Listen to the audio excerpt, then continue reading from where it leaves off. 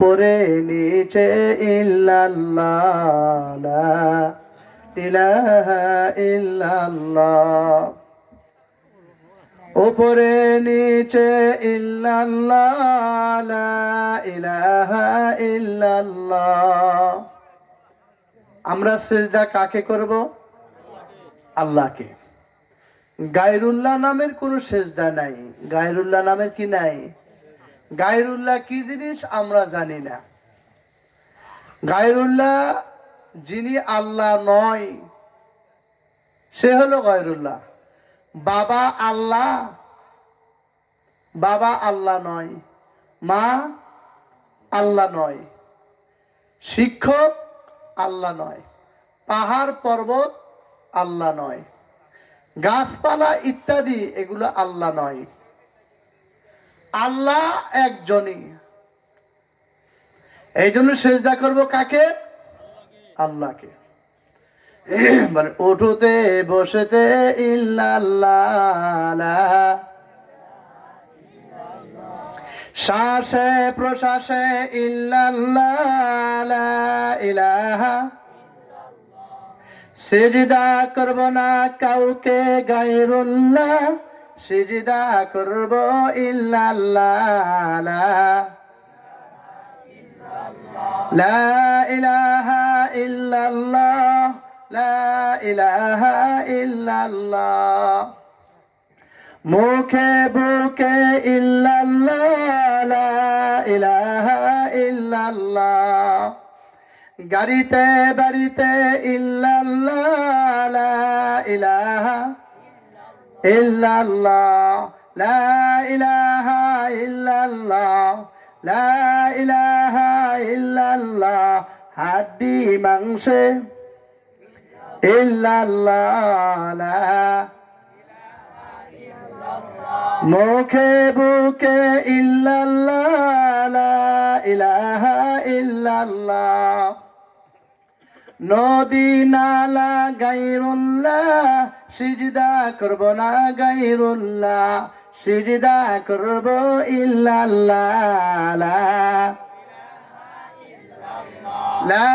ইলাহা ইল্লাল্লাহ, লা ইলাহা ইল্লাল্লাহ। সিজদা করব না গায়রুল্লাহ, সিজদা করব ইল্লাল্লাহ লা ইলাহা ইল্লাল্লাহ, লা ইলাহা ইল্লাল্লাহ। পাহাড় পর্বত গায়রুল্লাহ, সিজদা করব না গায়রুল্লাহ, সিজদা করব ইল্লাল্লাহ। দরগা দুর্গা গায়রুল্লাহ, সিজদা করব না গায়রুল্লাহ, কবর মাজার গায়রুল্লাহ, সিজদা করব না গায়রুল্লাহ, সিজদা করব ইল্লাল্লাহ। মহাস্থান মাজার আছে না নাই? ওখানে যা সিজদা করা যাবে? হ্যাঁ, হিন্দুদের দরগা আছে না? দরগার যা সিজদা করা যাবে? এই জন্য কবর মাজার গায়রুল্লাহ, সিজদা করব না গায়রুল্লাহ, সিজদা করব ইল্লাল্লাহ লা ইলাহা ইল্লাল্লাহ, লা ইলাহা ইল্লাল্লাহ। শ্বাসে প্রশ্বাসে ইল্লাল্লাহ লা ইলাহা ইল্লাল্লাহ, গাড়িতে বাড়িতে ইল্লাল্লাহ লা ইলাহা ইল্লাল্লাহ, লা ইলাহা ইল্লাল্লাহু মুহাম্মাদুর রাসূলুল্লাহ। সিজদা করব কাকে? আল্লাহকে। তাহলে মসজিদ ভিটার যা সিজদা করেন কা?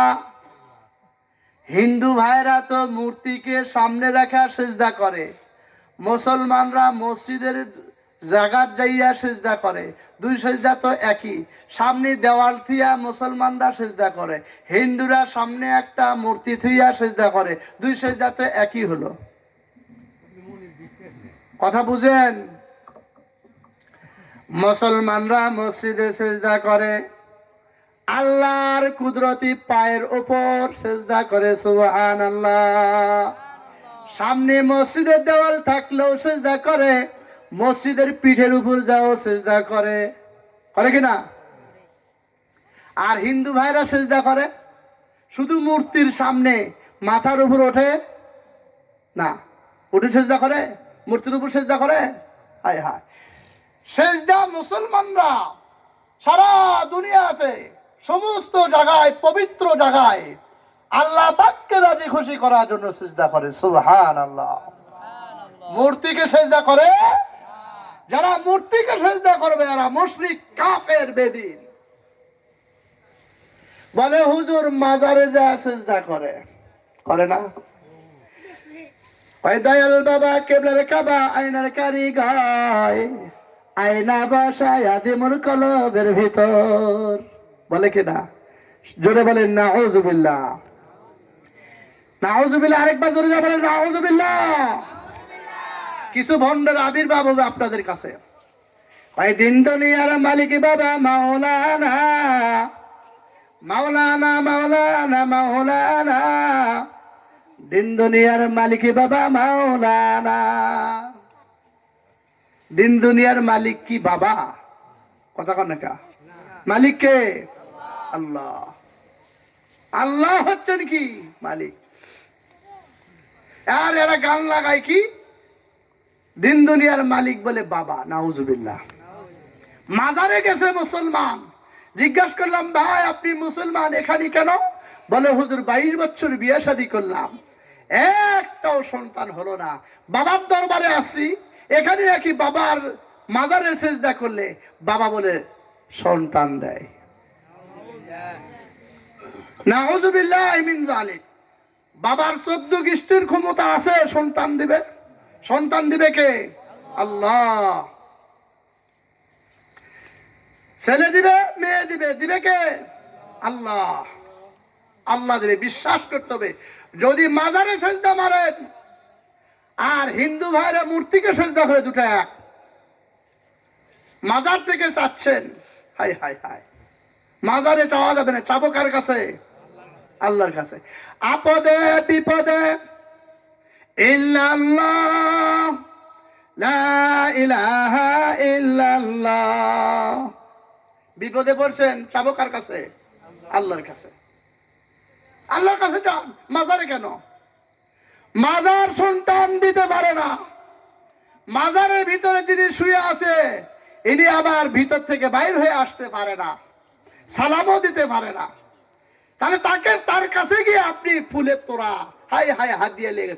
একজন দেখি এই এলাকার থেকে গেছে একজন, একবারে খাসি 30,000 টাকা দামের খাসি দিয়েছে, সেই বড়, বুঝছেন? বউ একবার সাদায়া সুদায়া মাজারে লেগে গেছে।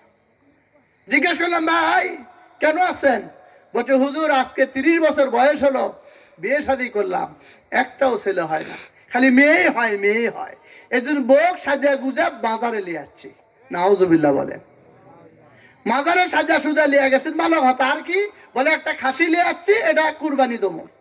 তাই আমি বললাম ভাই এটা তো কুরবানির সময় নাই, কুরবানির সময় নাই, আপনি এই সময় নিয়ে আসছেন কে? কোথাও না, বাবার নামে কুরবানি দেবো। নাউজুবিল্লাহ। ঈমান আছে? কুরবানি দিব কার জন্য? আল্লাহর জন্য। নামাজ পড়বো কার জন্য? সেজদা দিব কার জন্য? রুকু করব কার জন্য? সব কিছু করব কার জন্য? লা ইলাহা ইল্লাল্লাহ, লা ইলাহা ইল্লাল্লাহ। মাজার মুজার আল্লাহ নাকি আল্লাহ নয়? গায়রুল্লাহ, আল্লাহ নয়। দরগা দুর্গা গায়রুল্লাহ, সিজদা করব না গায়রুল্লাহ, সিজদা করব ইল্লাল্লাহ। লা ইলাহা ইল্লাল্লাহ, লা ইলাহা ইল্লাল্লাহ। নারায়ে তাকবীর। তৃতীয় বক্তার আগমন, তৃতীয় বক্তার আগমন, তৃতীয় বক্তা আসছে, এলাকাবাসী যাচ্ছে, ঘুমাচ্ছে। তৃতীয় বক্তা আসছে, এলাকাবাসী ঘুমাচ্ছে নাকি? চিৎকার দেবেন না? তাকবীর। আল্লাহ পাক হযরত মাওলানা হাফেজ আব্দুল লতিফ সাহেবকে হায়াতের মধ্যে বরকত দান করুক, আল্লাহুম্মা আমিন। উনি বয়ান করবেন, আমি আসলে দোয়া নেওয়ার জন্য আসছি। আপনাদের এলাকা চিনতাম না, ইনি আমাকে চিনেছে। রাস্তায় উঠে দেখি উঁচা আর নিচু, গাড়ি একবার উপরে ওঠে আর একবার পিছে যাবার ধরে। আমি পট করে চাপে ধরি, আব্দুল লতিফ সাহেব কি ব্যাপার? কোচে এই দিককার রাস্তা এরকমই। কি এরকমই? আমি বললাম তাই তো, সাতপন্থীরা এরকম ভাবেই চলে। তাহাজ্জুদ পড়ার কথা ওই রাইফেল নিয়ে ওঠে, তাহাজ্জুদ পড়ার কথা ওই রামদাও নিয়ে ওঠে।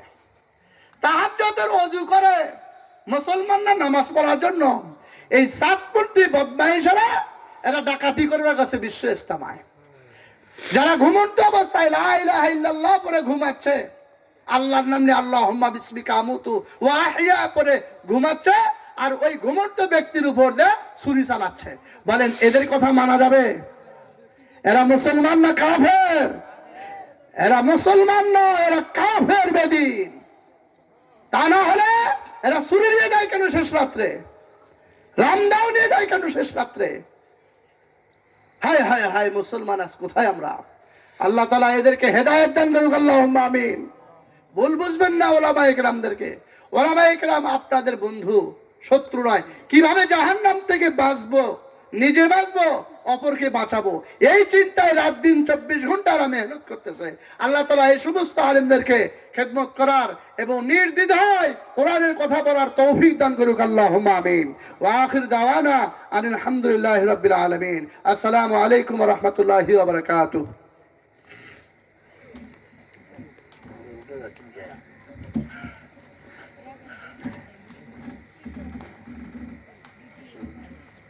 আসসালামু আলাইকুম।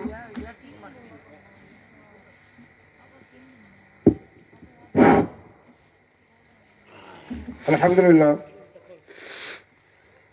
মহান আল্লাহ পাকের কাছে শুকরিয়া আদায় করছি যে মহান আল্লাহ পাক আজকে আমাদেরকে জেলায় পূর্বপাড়া তাফসীর মাহফিল এর প্রাঙ্গণে উপস্থিত হওয়ার জন্য আল্লাহ পাকের পক্ষ থেকে আমরা বিশেষ শুকরিয়া সত্যসানা তাজবি তাহলিল সেই মহান মাহবুদের দরবারে, যে মহান মাহবুদ আমাদেরকে এই তাফসীরুল কোরআন মাহফিলে উপস্থিত হওয়ার জন্য আমাদের সবাইকে তৌফিক দান করেছেন। সকল পড়ে আমিন। মাগরিব থেকে শুরু করে এতক্ষণ পর্যন্ত আমরা হাফেজদের মুখ থেকে বিভিন্নমুখী আলোচনা কোরআন এবং হাদিস এর প্রেক্ষিতে এতক্ষণ পর্যন্ত আমরা শুনলাম।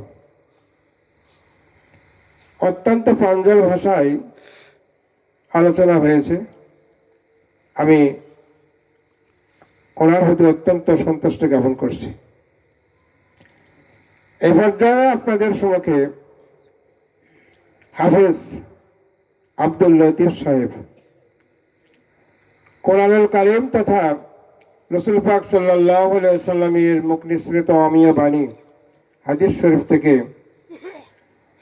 বিশেষভাবে আলোচনা করবেন।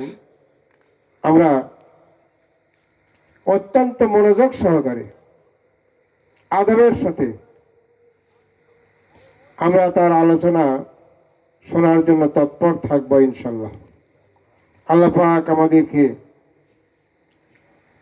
এই মাহফিলের মধ্যে কোরআন শোনার জন্য আমাদের সবাইকে তৌফিক দান করুক। আমরা মহান মাহবুদের দরবারে এই প্রত্যাশা। এতক্ষণ পর্যন্ত আমি দেখতেছি মাহফিলের মধ্যে লোক সংখ্যা নাই বলেই চলে। গুটি কয়েক ছাত্র কয়েকজন এলাকার গণ্যমান্য ব্যক্তিবর্গ। এভাবে তো তাফসির মাহফিলের মর্যাদা ক্ষুণ্ণ হয়ে যায়। অনেক টাকা পয়সা খরচা করে প্যান্ডেল করা হয়েছে এবং সুসজ্জিত করে একটা কোরআনের মাহফিলের আয়োজন করা হয়েছে। আমরা নিজেরাই যদি এখানে উপস্থিত না হই তাহলে এটা আমাদের জন্য অত্যন্ত দুর্ভাগ্যের বিষয়। আমি আপনাদেরকে অনুরোধ করে বলবো, আমাদের সবার কার্যক্রম শুরু হয়ে গেছে ইনশাল্লাহ। আমি আবার অনুরোধ করে বলছি, আপনারা অন্তত এই কোরআনের মাহফিলের অবমাননা না করে মর্যাদা দিয়ে, কোরআনের মাহফিলের মর্যাদা দিয়ে প্যান্ডেলের মধ্যে বসার জন্য আমি করজোড়ে আপনাদের কাছে অনুরোধ করছি। কেননা রাত আস্তে আস্তে হয়ে যাচ্ছে। আমাদের তৃতীয় বক্তা, দ্বিতীয় বক্তা, প্রধান বক্তা ওনারা আলোচনা করবেন। এই মাহফিলে যদি কয়েকজন লোক দেখা হয় তাহলে ওনারা কি বলবেন বলুন তো? আমরা এলাকার মানুষ, আমাদের জন্য কিন্তু এটা অত্যন্ত অপমানজনক দৃশ্য। অতএব আপনারা এক্ষুনি প্যান্ডেলের মধ্যে উপস্থিত হয়ে আলিম ওলামাদের মুখ থেকে কোরআনুল কারীমের বাণী শোনার জন্য অতি তাড়াতাড়ি প্যান্ডেলের মধ্যে আসুন।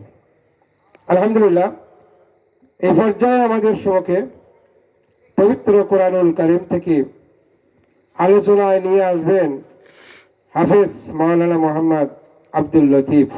আমি মাওলানা আব্দুল লতিফকে আলোচনায় আসার জন্য সবিনয় অনুরোধ করছি। আলহামদুলিল্লাহ।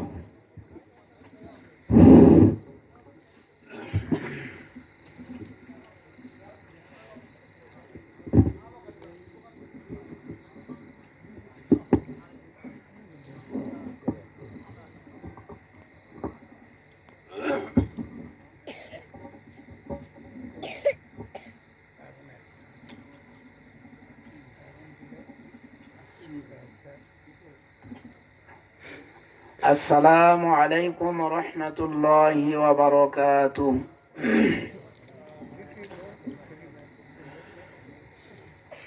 الحمد لله نحمده ونستعينه ونستغفره ونؤمن به ونتوكل عليه ونعوذ بالله من شرور أنفسنا ومن سيئات أعمالنا. من يهده الله فلا مضل له ومن يضلله فلا هادي له. وأشهد أن لا إله إلا الله وحده لا شريك له. وأشهد أن محمدا عبده ورسوله.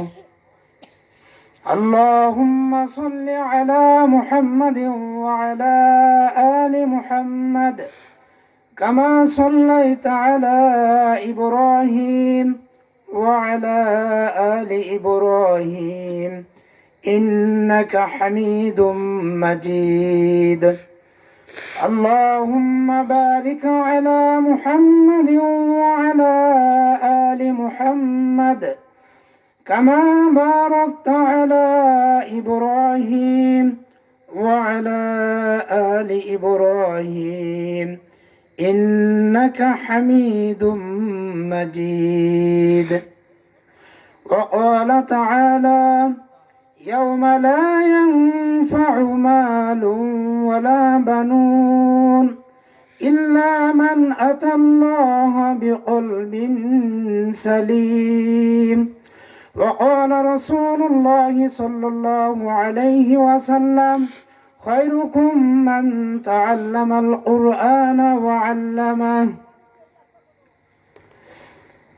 আলহামদুলিল্লাহ, সমস্ত প্রশংসা ও তারিফ ওই মহান রব্বুল আলামিনের জন্য, যে আল্লাহ তাবারক ওয়া তাআলা আমাদেরকে প্রথম অধিবেশন তাফসিরুল কুরআন মাহফিল ঝিনাই পূর্বপাড়া উক্ত মাহফিলে আমাদেরকে আসা এবং বসার জন্য তৌফিক দান করেছেন। এজন্য আমরা সকলে মহান রব্বুল আলামিনের দরবারে শুকরিয়া জ্ঞাপন করি, বলে আলহামদুলিল্লাহ।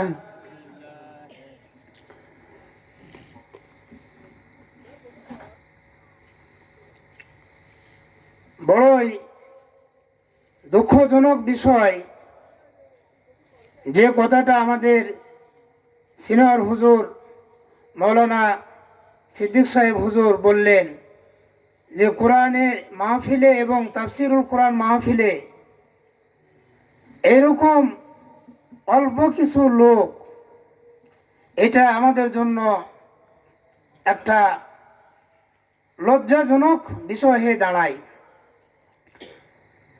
তা আমি সর্বপ্রথম এই কথাকে সামনে রেখে আমি আলোচনা শুরু করতে চাচ্ছি।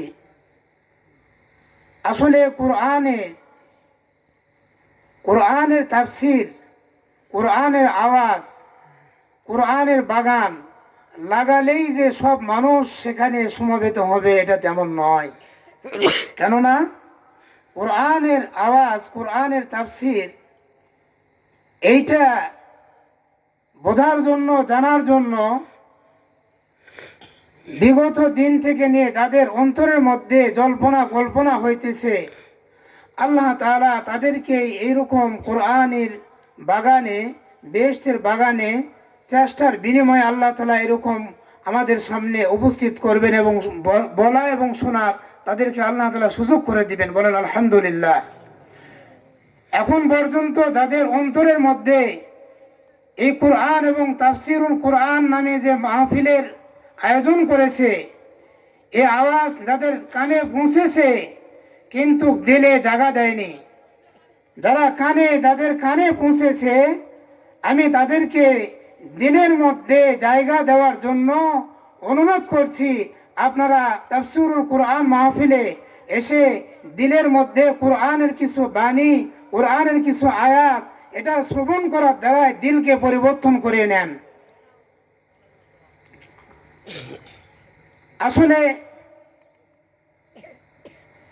আমি বড় ধরনের কোনো বক্তাও না, তেমন কোনো আলোচকও না। আমার এখানে বসে আলোচনা করার মতো কোনো যোগ্যতাও নেই। শুধুমাত্র মুরব্বীদের নির্দেশ পালন করার জন্য এই জায়গাতে আমি বসেছি। আল্লাহ তাআলা যেন দু একটি আমলের কথা, আমি যেগুলো আমল করতে পারি সেই আমলের কাছ থেকে নিয়ে কিছু কথা যেন আমি আমার উপস্থিত শ্রোতাবিন্দু যিনারা উপস্থিত হয়েছেন তাদেরকে যেন শোনাইতে পারি। আল্লাহ তাআলার কাছে আমি এই আশাবাদ রেখে আমার মূল আলোচনার দিকে ধাবিত হতে চাচ্ছি। আল্লাহ তাআলা আমাদেরকে সন্তান দান করেছেন, যে ইয়াউমা লা ইয়ানফাউ মালুন ওয়ালা বানুন, আমাদের সন্তান সন্ততি, স্ত্রী বর্গ যারা আছেন তারা আমাদের কোনো কাজে আসবে না। শুধুমাত্র কাজে আসবে একমাত্র কলবে সালিম, যে কলবটার মধ্যে বিশুদ্ধ কলব, যে কলবের মধ্যে হিংসা নেই, যে কলবের মধ্যে গীবত নেই, যেই কলবের মধ্যে লোভ নেই, যেই কলবের মধ্যে পাপ নেই, এইরকম একমাত্র বিশুদ্ধ কলবই আমাদের কাজে আসবে। বিশুদ্ধ কলবটাই আমার আপনার উপকারে আসবে। আমাদের সন্তান সন্ততি যদি উপকারে আসে, আমরা শুধু দুনিয়াতেই দেখতেছি যে সন্তান আমাদের কতটুকু উপকারে আসে, নিজের স্ত্রী আমাদের কতটুকু উপকারে আসে। যদি এটা আখিরাতের এমন কোনো মূল্য ধন হতো, তাহলে প্রত্যেক সন্তান ওই পিতামাতার জন্য কবর পর্যন্ত, কেন কবরের ভিতরেও তাদের কাছে যায় থাকতো, যে না আমি আমার পিতামাতার কাছেই থাকবো, ছাড়বো না। তাহলে এক দ্বারাই প্রতীয়মান হয় যে আমাদের জন্মদাতা সন্তান সন্ততি আমাদের দুনিয়ার মধ্যে কবর পর্যন্তই আমাদের কাজে আসবে, আমাদের সাথে তারা যাবে না। হ্যাঁ, তারা যদি কোনো নেক আমল করে, এই নেক আমলগুলো আমাদের কাজে আসবে। এই নেক আমলের বদৌলতে আল্লাহ তাআলা কবরের মধ্যে আমাদেরকে শান্তির ফয়সালা করবেন। এজন্য আমাদেরকে নেক সন্তান তৈরি করা, নেক সন্তান আমাদের তৈরি করা। কিন্তু আমাদের নেক সন্তান কতটুকু আমরা তৈরি করার জন্য চেষ্টা করেছি, সন্তান যখন না হয়, সন্তান নেওয়ার জন্য আমরা খুব পাগল করা হয়েছি যে আল্লাহ একটা সন্তান দিয়ে দেন, একটা সন্তান দিয়ে দেন, একটা সন্তান দিয়ে দেন।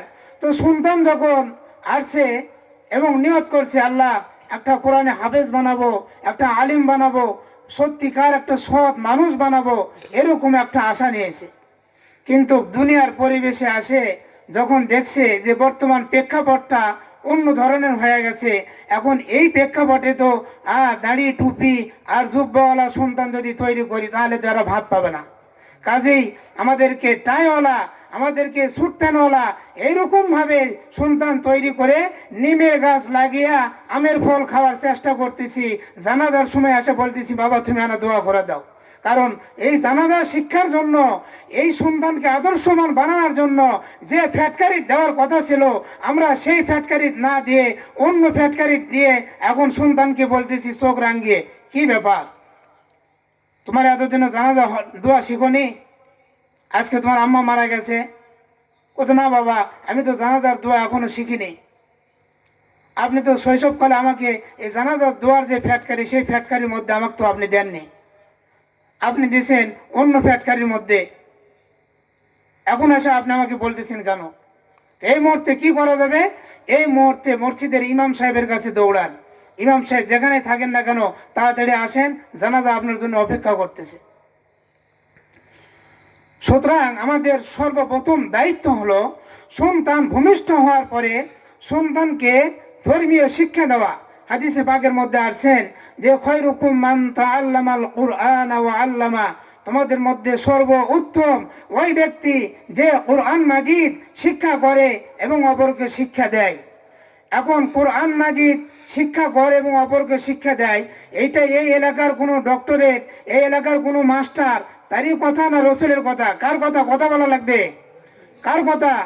তাহলে রাসূলের কথা না শোনা কবর থেকে আসতেছেন বিসমিল্লাহি আলা মিল্লাতি রাসূলিল্লাহ, বিসমিল্লাহি আলা মিল্লাতি রাসূলিল্লাহ। শিক্ষা দেওয়ার কথা ছিল কোনটা আর শিক্ষা দিলাম কোনটা? আসল শিক্ষা দেওয়ার পরে পাশাপাশি আমাদের জাগতিক শিক্ষার প্রয়োজন আছে, ডাক্তারের প্রয়োজন আছে, উকিলের প্রয়োজন আছে, জজের প্রয়োজন আছে, হাকিমের প্রয়োজন আছে। এরকম ভাবে যত সেক্টরের লোক রয়েছে সব সেক্টরের লোকের দরকার আছে। কেননা এই রাষ্ট্র পরিচালনা করতে গেলে সব ধরনের লোকের প্রয়োজন আছে। যদি আমরা সেই ধরনের লোককে তৈরি করতে না পারি তাহলে আমরা মারামারি হানাহানি যখন করব, আর যদি বলি যে এখন পুলিশ কোথায়, পুলিশ কোথায়, তো পুলিশের ফ্যাটকারি না গেলে তো পুলিশ পাওয়া যাবে না। পুলিশের দায়িত্ব সাধারণত আইন শৃঙ্খলা বাহিনী সহ তারা মানুষকে বিভিন্ন কাজে তারা উপকার করবে। তাহলে বোঝা গেল যে আইন শৃঙ্খলা বাহিনীরও আমাদের এই দেশে প্রয়োজন আছে। কিন্তু শুরুতে যদি এই আইন শৃঙ্খলা বাহিনী তৈরি করার পূর্বে আমরা যদি তাদেরকে সঠিক শিক্ষা, ধর্মের শিক্ষা, আখিরাতের শিক্ষা, কবরের শিক্ষা, হাসরের শিক্ষা, মিজানের শিক্ষা, ফুলসিরাতের শিক্ষা, বিচার দিবসের শিক্ষা, এইগুলা দিয়ে যদি পুলিশ বানায়, এই পুলিশ কোনোদিন মুসলমানের সামনে বন্দুক তুলতে পারবে? ঠিক না না ঠিক? সবাই একটু জিকির করেন।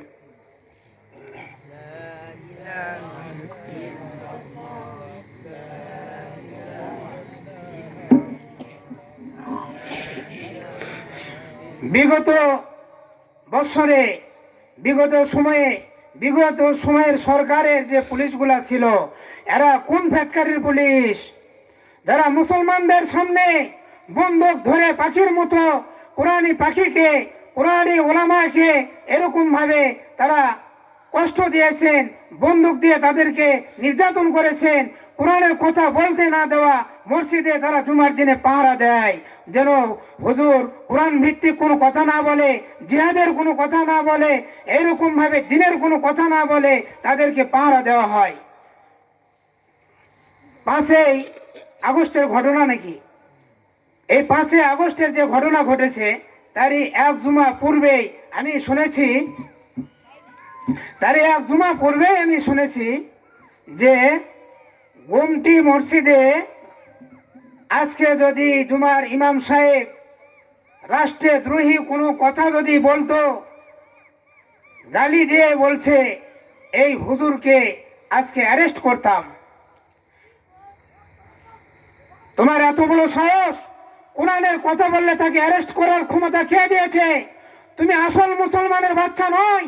তোমার ভিতরে কোরআনের শিক্ষা যদি শৈশবকালে থাকতো, নুরানি কেজি মাদ্রাসা, হাফেজিয়া মাদ্রাসা, আলিয়া মাদ্রাসা, যেখানে বিভিন্ন শিক্ষার ব্যবস্থা আছে, আদর্শ শিক্ষার ব্যবস্থা আছে, এই শিক্ষা না পাওয়ার কারণে তুমি আজকে বন্দুকের রাইফেলের পিস্তলের এইগুলো তুমি সামনে রেখে তুমি মুসলমানদেরকে হত্যা করার একমাত্র কারণ তোমার পিতামাতা শৈশবকালের খৈরুকুম মান তাআল্লামাল কুরআন ওয়া আল্লামা, যেটা রসুল বলেছে দুনিয়ার মধ্যে সর্বোত্তম ওই ব্যক্তি যে কোরআন মাজিদ শিক্ষা করে এবং অপরকে শিক্ষা দেয়।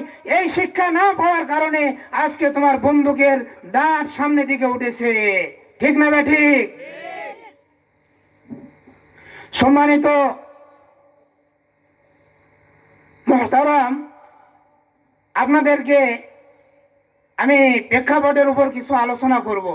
আপনারা প্রেক্ষাপট শুনবেন না অন্য কোনো আলোচনা শুনবেন? বর্তমানে প্রেক্ষাপটটা আমাদেরকে বুঝতে হবে। আজকে কোরআনি মাহফিলে লোক সংখ্যার ভিড় এত কম কেন, মেলাতে ভিড় এত বেশি কেন? এটা একটা এজেন্ট আমার আছে।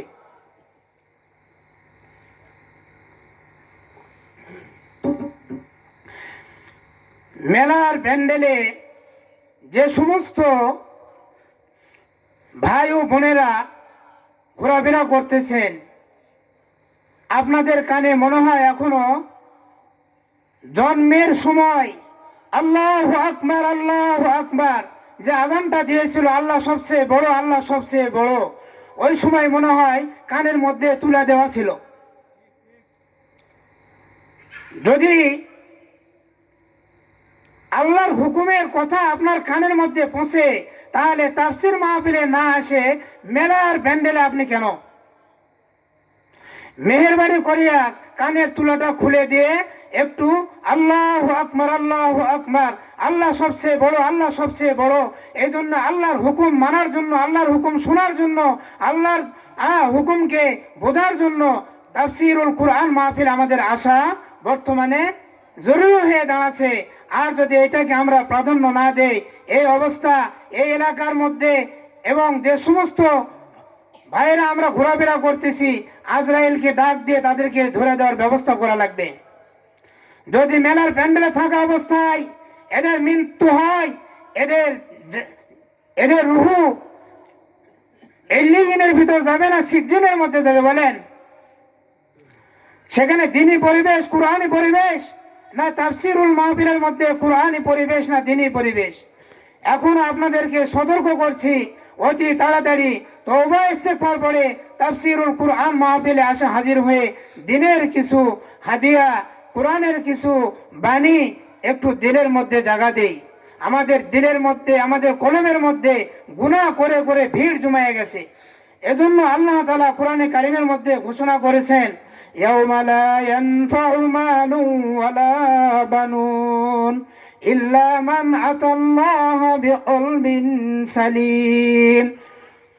ওই দিন আমাদের সন্তান সন্ততি, ওই দিন আমাদের মাল সম্পদ কোনো কাজে আসবে না।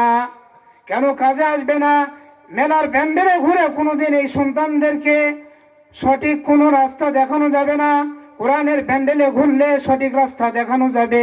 ওই সন্তানের দ্বারাই কোনো কাজে আসবে না, ওই মালের দ্বারাই কোনো কাজে আসবে না। একমাত্র কলবে সালিম যার ভিতর থাকবে, ওই কলবে সালিমটাই আমাদের কাজে আসবে।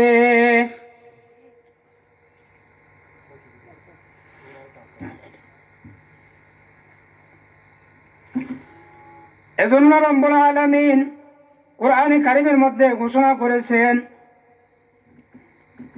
ويقول الإنسان أإذا ما مت لسوف أخرج حيا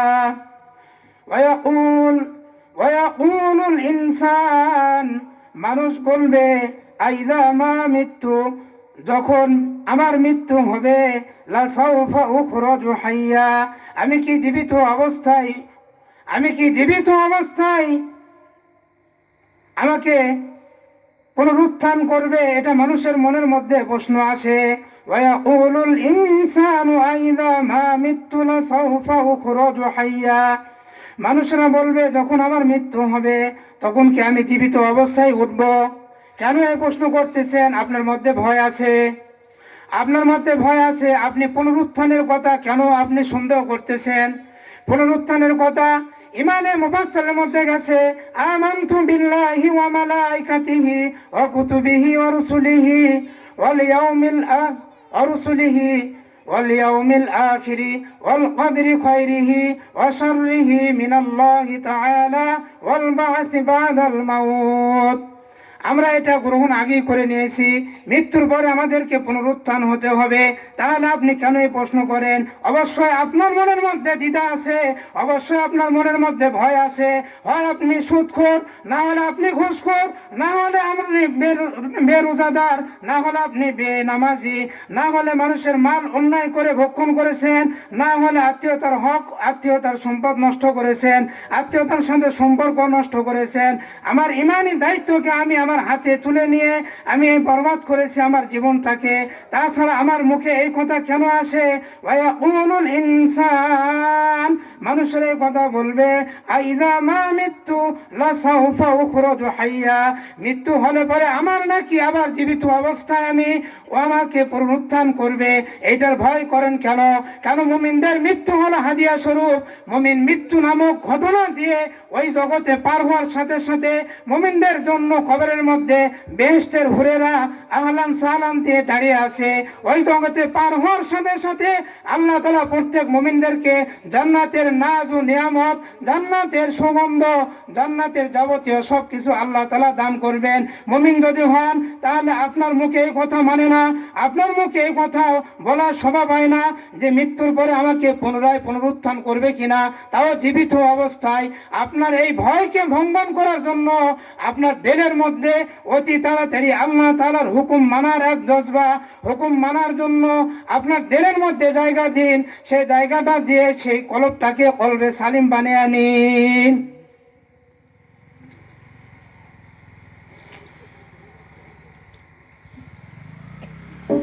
ভাই, তবারকের খবর কদ্দুর কি অবস্থা? তবারক তাড়াতাড়ি নিয়ে আসেন, মোটামুটি অনেক রাত হয়ে গেছে, আর বসে থাকা সম্ভব হবে না। তাড়াতাড়ি তবারকের ব্যবস্থা। তবারক ভাইদেরকে সবিনয় অনুরোধ করছি, তবারক অতি তাড়াতাড়ি নিয়ে আসে, আমরা ইনশাল্লাহ দোয়া করে চলে যাব। তাড়াতাড়ি তবারক নিয়ে আসেন। এইবারে দেখেন লোকজন ফিরে যাবে ইনশাল্লাহ।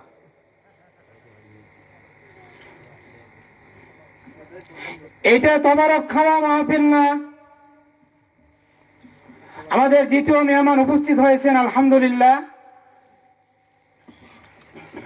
দ্বিতীয় মেহমানের আগমন বলেন শুভেচ্ছা স্বাগতম।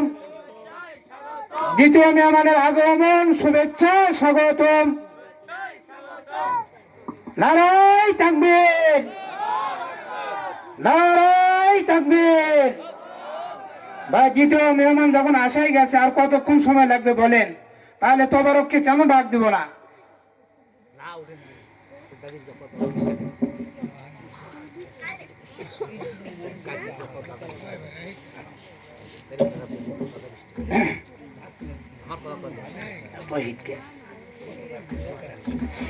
ভাই, প্রথম কথা কি বলেছি? আমার মৃত্যুর পরে ভয় কেন? যে মৃত্যুর পর আমাকে জীবিত অবস্থায় পুনরুত্থান করবে, এটা নিয়ে আপনার ভয় কেন? হয় আমার মধ্যে সুদের গুনাহ আছে, না হয় আমার মধ্যে ঘুষের গুনাহ আছে, না হয় আমার মধ্যে চিনার গুনাহ আছে, না হয় আমার মধ্যে মিথ্যার গুনাহ আছে, না হয় আমার মধ্যে অন্য যত গুনাহ আছে সব গুনাহ আমার মধ্যে জড়িত। যদি গুনাহ না থাকে তাহলে আমি কখনো এই ভয় করব না মৃত্যুর পরে আমাকে আল্লাহ তাআলা জীবিত অবস্থায় পুনরুত্থান করবে, জীবিত অবস্থায় আমাকে উত্তোলন করবে। এইটার ভয় ইমানদার মুসলমানদের কখনো হবে না। ঠিক না বেটি? এই কথা হতে পারে। আমার আপনার জন্য হেদায়েতের একটা বড় মাপকাঠি রব্বুল আলামিন কোরআনে কারিমের মধ্যে ঘোষণা করেছেন, আওয়ালা ইয়াযকুরুল ইনসান, আওয়ালা ইয়াযকুরুল ইনসান, আওয়ালা ইয়াযকুরুল ইনসানু আন্না খালাকনাহু মিন ক্বাবলু ওয়া লাম ইয়াকু শাইআ।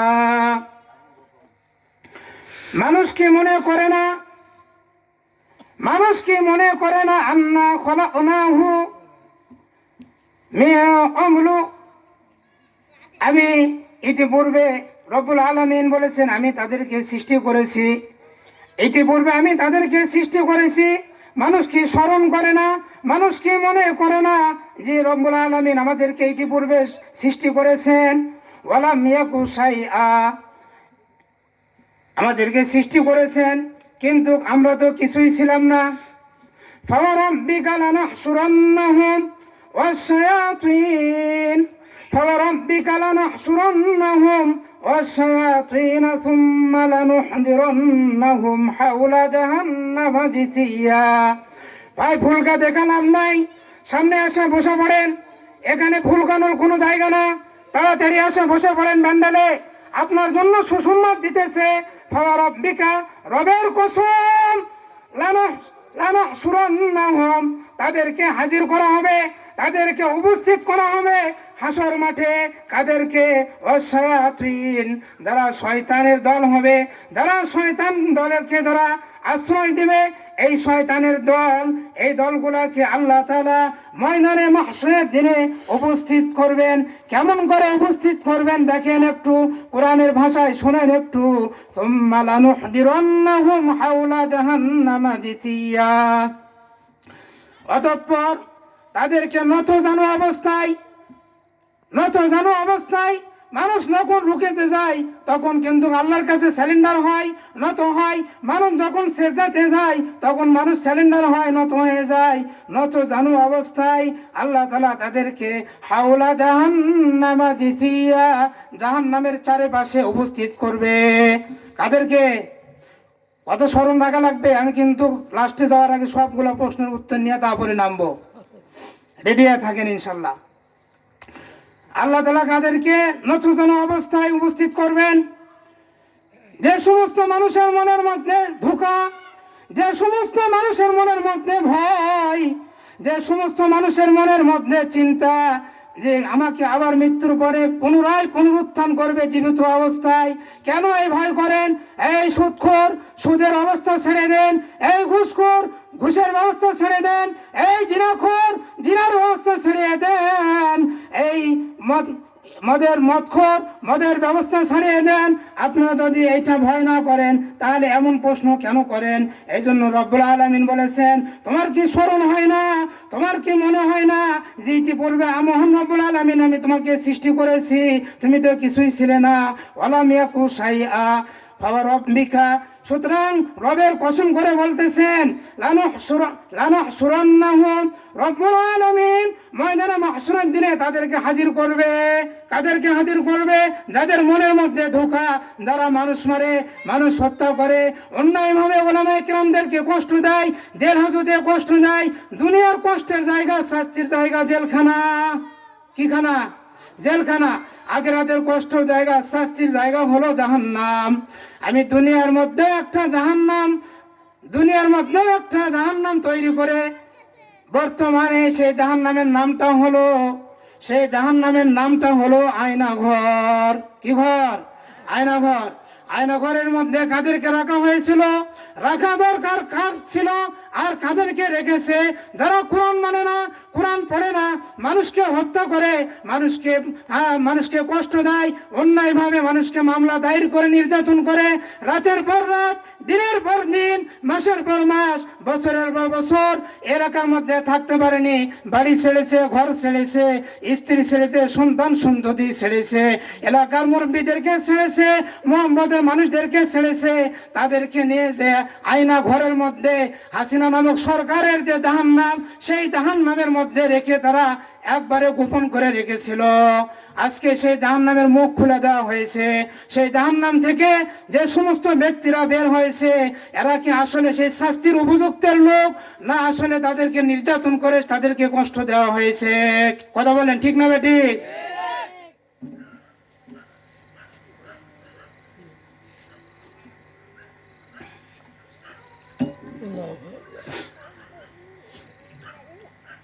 ভাই তবারক কদ্দুর, তবারকটা তাড়াতাড়ি নিয়ে আসেন। দ্বিতীয় মেহমান উপস্থিত হয়ে গেছে, ইনশাল্লাহ দোয়া করে দিবে। প্রধান মেহমান আসতে হয়তো দেরি আছে, এজন্য আপনারা আগা ভাগায় আসেন। রব্বুল আলামিন কোরআনের মধ্যে বলেছেন, খুব কান খেয়াল করে শুনি, আমি কিন্তু ধরবো। তুম্মা লানানজিআন্না মিন কুল্লি শিয়াতিন আইয়ুহুম আশাদ্দু আলার রহমানি ইতিয়া। অতঃপর তুম্মা লানানজিআন্না মিন কুল্লি শিয়াতিন, প্রত্যেক সম্প্রদায়ের মধ্যে, প্রত্যেক জাতির মধ্যে, প্রত্যেক গোত্রের মধ্যে, প্রত্যেক এলাকার মধ্যে যে সমস্ত লোক শয়তান ছিল, যে সমস্ত লোক অপরাধী ছিল, যে সমস্ত লোক শয়তানের দলে ছিল, তাদেরকে আল্লাহ তাআলা কি করবেন? আলাদা করবেন। মিন কুল্লি শিয়াতিন আইয়ুহুম আশাদ্দু আলার রহমানি ইতিয়া। যারা সবচেয়ে দয়াময় রবের, সবচেয়ে দয়াময় রবের যারা হুকুম মানেনি, যারা আদেশ মানেনি, যারা দয়াময় রবের সাথে যারা বিদ্রোহী করেছে, রাসূলুল্লাহ সাল্লাল্লাহু আলাইহি ওয়াসাল্লামের সুন্নাহ নিয়ে যারা বিদ্রোহী করেছে, তাদেরকে আলাদা করবে। তাদেরকে কি করবে? আলাদা করবে। আলাদা করার কারণ কি সেটাও কোরআনের ভাষায় বলে দিচ্ছেন। তুম্মা লানাহনু আ'লামু বিল্লাযীনা হুম আওলা বিহা সিলিয়া। অতঃপর আল্লাহ তাআলার ইলমের মধ্যে সবচাইতে জানা আছে কে জাহান্নামের বেশি অধিক যোগ্য, কে জাহান্নামের মধ্যে সবচাইতে বেশি যোগ্য, তাদেরকেও আল্লাহ তাআলা আলাদা করবেন। কেন আলাদা করবেন? ভাই আমার সামনে স্লিপ এসে গেছে, আমি বর্তমান প্রেক্ষাপটের উপর আর কি আলোচনা করব, আমার আর সময় নাই। দ্বিতীয় মেহমান যেহেতু উপস্থিত, যে কথাটা আলোচনা করলাম, আমরা সতর্ক হয়ে যাই। আমরা কোরআন সুন্নাহকে ধরি, আমরা সুদ ছাড়ি, আমরা ঘুষ ছাড়ি, আমরা জিনা ছাড়ি, আমরা যত গুনাহ আছে সমস্ত গুনাহকে ছাড়ি। আমরা আমাদের বাড়ির প্রত্যেকের গার্জিয়ান যারা আছি, প্রত্যেক বাড়ির মধ্যে যে সমস্ত নামাজি ব্যক্তি রয়েছে, তাদেরকে নামাজের কাজে আমরা দাওয়াত দিতে থাকি। আজকে মসজিদের নামাজের মধ্যে জামাতে লোক নেই, মসজিদের জামাতের মধ্যে নামাজি ব্যক্তি নেই, দেখা যায় শুধুমাত্র ইমাম আর মুয়াজ্জিন আর গুটি কয় মুসল্লি দেখা যায়, কিন্তু মেলার প্যান্ডেলের মধ্যে মুসল্লির কোনো অভাব নাই। ঠিক না ঠিক? এদেরকে দাওয়াত দেওয়ার জন্য, এদেরকে বোঝানোর জন্য আর কোনো নবী আসবে না, আর কোনো মুহাম্মদ সাল্লাল্লাহু আলাইহি সাল্লাম আসবে না। এই দায়িত্ব মুহাম্মদ সাল্লাল্লাহু আলাইহি সাল্লাম উম্মতি মুহাম্মাদীকে দান করে গেছেন। এই দায়িত্ব পালন করার জন্য আমাকে আপনাকে দায়িত্ব দেওয়া গেছে। কার ওয়াজের আশায় আপনি অপেক্ষা করতেছেন, কার নসিহতের আশায় আপনি অপেক্ষা করতেছেন, কে আসে আপনাকে পায়ে হাত দিয়ে এরকম হাতে হাত ধরে নামাজ বানাবে, আপনার ছেলেকে বানাবে, আপনাকে বানাবে, আপনার সন্তানদেরকে বানাবে, এই আশা আর কারো উপর না রেখে নিজের সন্তানকেই সঠিক রাস্তায় তুলে দেওয়ার জন্য নিজেই আমরা আমাদের হুজুর পাক সাল্লাল্লাহু আলাইহি সাল্লামের রেখে যাওয়া দিন, বলে যাওয়া আদেশ, এইগুলো আমরা নিজে নিজে আমরা পালন করি। যদি আমরা পালন করি তাহলে আর কোনো নবী আসারও প্রয়োজন নেই, মসজিদে লোকেরও কোনো অভাব হবে না। ঠিক না ঠিক? এই জন্য শাপলা চত্বরে হেফাজতে ইসলাম সহ দেশের বিভিন্ন ধরনের ইসলামী দলগুলো যখন আন্দোলন করতে গিয়েছিল, এই আন্দোলনে যারা যারা অংশগ্রহণ করেছে, লং মার্চ করেছে, এই লং মার্চের খবর কি নদীর ওই পারকার গজনের ছেলেরা এসে দিয়ে গেছে, না আপনার বাড়ির ধারের মুসলমানের বাচ্চারা এই খবরগুলো দিয়ে গেছে? কে দিয়ে গেছে? পুলিশ সাহেবকে খবর দেওয়া হয়, এসপি এরকম এসআই তাদের কাছে খবর দেওয়া হয় যে ভাই আজকে অমুক নাই, অমুক চলে গেছে।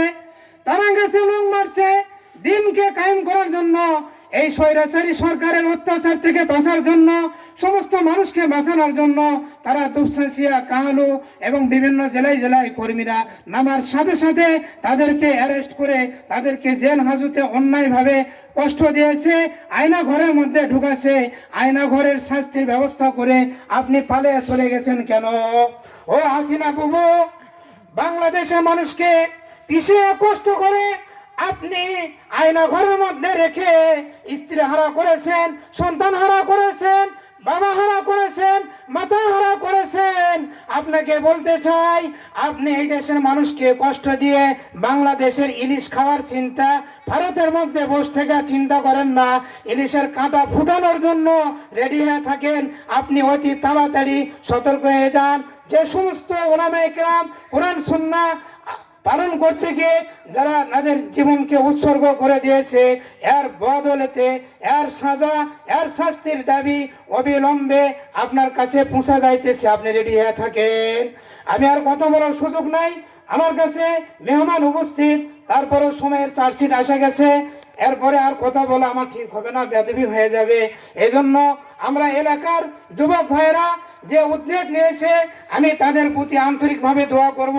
আল্লাহ তাআলা প্রত্যেক যুবককে রাসূল পাক সাল্লাল্লাহু আলাইহি সাল্লামের যে সাহাবী ছিল, সেই সাহাবীদের আদর্শ তাদের দিলের মধ্যে তৈরি করে দেন। বলেন আল্লাহুম্মা আমিন। ধরে বলেন। যাদের উদ্যোগে এত বড় একটা মাহফিলের ইন্তজাম হয়েছে, আল্লাহ তাআলা এই যুবকদেরকে যেন জলিলুল কদর 10 জন সাহাবী আশারে মুবাশশিরা, এই সাহাবীর সার্টিফিকেট আল্লাহ তাআলা জান্নাতের সার্টিফিকেট দুনিয়াতে দিয়ে গিয়েছিলেন, এই রকম যেন সাহাবী হিসাবে আল্লাহ তাআলা তাদের আদর্শের মধ্যে, চলার মধ্যে, রীতিনীতির মধ্যে, তাদের সমাজের মধ্যে আল্লাহ তাআলা তাদেরকে বাস্তবায়ন করিয়া এই আশারে মুবাশশিরার সার্টিফিকেট গ্রহণ করার তৌফিক দান করুন। আমি আর আলোচনা বাড়াবো না।